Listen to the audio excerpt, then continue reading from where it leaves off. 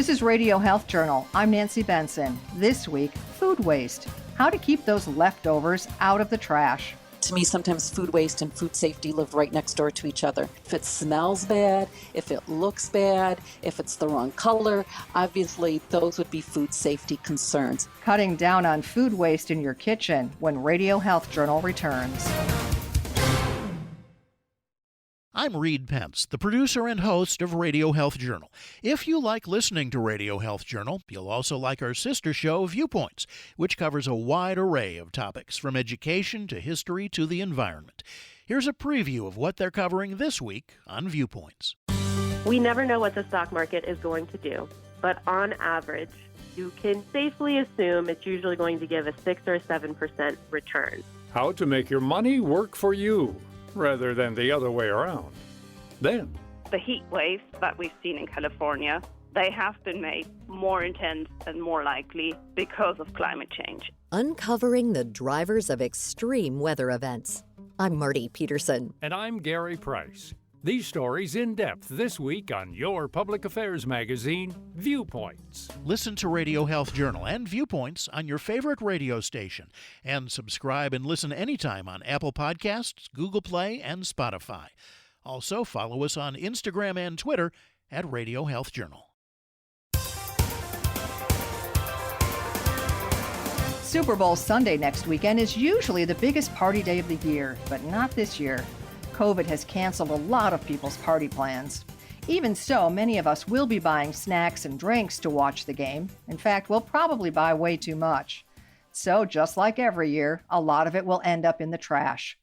But that's not exclusive to your party leftovers. The average family is throwing away approximately 250 pounds of food each year. Unfortunately, that is ending up in landfills and is one of the largest sources of methane emissions. That's registered dietitian Karen Bakes, Vice President of Nutrition Affairs for the American Dairy Association Mideast. The reason that we see so much food waste is that either it's leftovers and we get tired of eating leftovers, maybe we over-purchased and that food spoiled before we were able to consume it all or eat it all, or maybe we bought an ingredient for a one-time recipe and we didn't know what to do with the rest of that ingredient. So there's many different factors that come into play as to why those 250 pounds of food are wasted each year by typical families in America. However, food waste isn't just an American problem.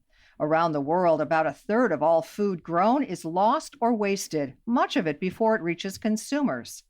Often, at least in the U.S., perfectly good foods are trashed at the retail level simply because they're ugly. Some kinds of foods have staggering loss rates, approaching 50%. I think we look at fresh fruits and vegetables as being the most common that we throw away. I also think of sometimes grains in terms of maybe bread, and then we also see milk, yogurt, cheese typically thrown away. Actually, it's interesting with both milk, yogurt, and cheese is you can actually freeze those. You can even freeze milk and it'll be fine to take out at a later date and actually still drink it. So those are probably the ones that we see thrown away the most or most frequently that kind of get shoved to the back of the refrigerator, or it comes close to those dates that we see on there that it might be expiring and we see people throw it away more quickly. Bakey says those dates on food packaging are a major source of confusion and a big reason wholesome, still edible foods are thrown out. If you know what the words sell by, best by, and use by actually mean, you'll hang on to foods a little longer. But if you see a best by labeling on a food and has a date, what that means is more around the peak quality and what you would expect of that product. It has no regard in regards to food safety. It's just referring to the quality or the peak taste of that particular food. Another term that we see is use by. Use by is going to be put on foods that are highly perishable. And so that is a date to pay attention to. But chances are it's a very fresh product. You're going to know that you need to use it by that date. And there could be some food safety concerns, but that's going to be on very few foods when those highly perishable fresh foods that you buy. And then sometimes you might see a date that says sell by on a certain date. That's only for the grocery store's purpose. That gives them an idea as far as how long they should display that food, and it helps them to manage inventory. It has nothing to do with food safety. So as far as consumers are concerned, you can pretty much ignore the sell-by date. The best by date carries a little more weight. You have the use by date on there, and chances are typically the milk is going to be fresh and able to be drank beyond that date, especially if you're storing it inside the refrigerator on the bottom shelf towards the back. We know that a lot of refrigerators are designed, they have that gallon of milk in the door. Do not store it in the door, because when you open the refrigerator on a regular basis, it will warm that milk up. And so you want to keep it inside the refrigerator where it's going to stay nice and cold. And so that's a great example, is that if you're storing the food properly, you will get a couple extra days beyond that use by date. Another tip to avoid food waste is to plan ahead. Think of your menu for the week ahead, and then go shopping in your refrigerator and your freezer and your pantry before you leave for the grocery store, because you may already have some of those ingredients, so you don't buy those again. And then also in your refrigerator, make sure that you have the older foods towards the front. You have the foods you're going to buy, you put towards the back. We know that it's very good to keep fruits and vegetables in the crisper and keeping them at a different temperature and the humidity level, but sometimes that becomes a graveyard. So make sure you're pulling that out on a regular basis and put something on the shelf where you see it right away, and be mindful of that. I think the other thing to think about is, what is the temperature of your refrigerator?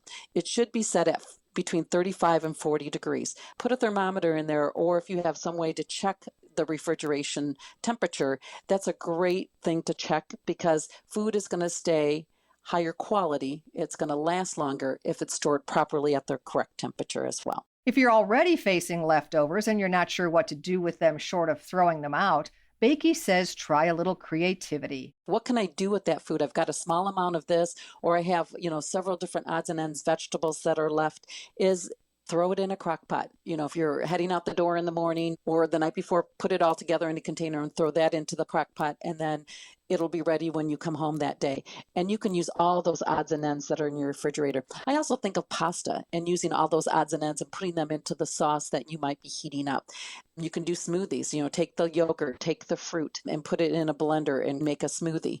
I think it can actually be quite simple. It does not have to be complicated if you just think about those creative ways to use those ingredients in another way or in another recipe for the next night. The other thing I often do is, if I have something in a food item that I just have too much of, I will freeze it. I will make a casserole, I'll make a stir fry, I'll make something or a soup, or I will freeze it and use it at a later point. If you'd like a little help, the USDA has a smartphone app that it calls Food Keeper. Bakey says it's surprisingly helpful. You can track all kinds of foods. You can look at storage, freezing them, how long they would last in the freezer. It also comes up with some quick recipes of how to use those extra ingredients. And it will also send you alerts to tell you that this food in your refrigerator or in your pantry might be nearing its expiration time, and to be sure to use it. So it's a great, easy app you can put on your phone and look at it from a food safety standpoint. Also look at it from preventing food waste. But even with all this help and with a thorough knowledge of what those packaging, sell-by, and use-by dates all mean, sometimes things slip through the cracks. Most of us will still have to resort to a literal smell test for food every now and then. To me, sometimes food waste and food safety live right next door to each other. If it smells bad, if it looks bad, if it's the wrong color, obviously those would be food safety concerns. You can find out more about all our guests on our website, radiohealthjournal.org. Our studio producer is Jason Dickey. I'm Nancy Benson. Coming up next week on Radio Health Journal. You never know if this could be the exposure that could make you ill, that could kill you. And we have to be mindful of that every day.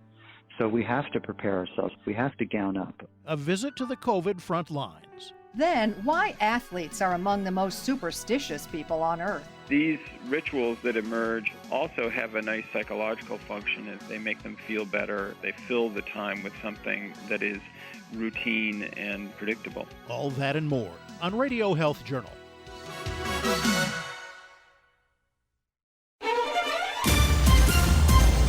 And that's Radio Health Journal for this week.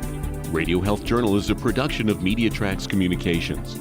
Follow us on Twitter, Facebook, and Instagram to learn more. And check Apple Podcasts, Google Play, and Spotify for a library of past programs. Plus, you'll always find previous segments and information about our guests at radiohealthjournal.org. Join us again next week for another edition of Radio Health Journal.